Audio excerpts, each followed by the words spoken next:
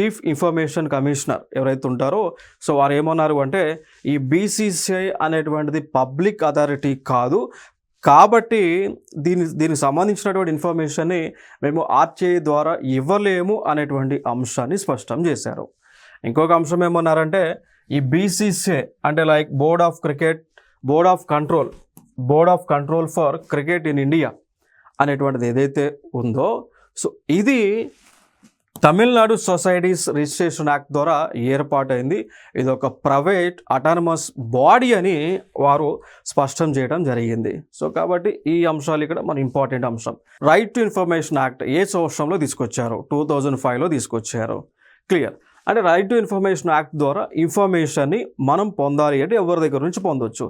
Public institutions నుంచి, public authority నుంచి పొందవచ్చు. దానితో పాటు ఇన్ఫర్మేషన్ ఎన్జిఓల నుంచి పొందవచ్చా అంటే నాన్ గవర్నమెంటల్ ఆర్గనైజేషన్స్ నుంచి మన ఇన్ఫర్మేషన్ని పొందవచ్చా అంటే పొందవచ్చు అండి.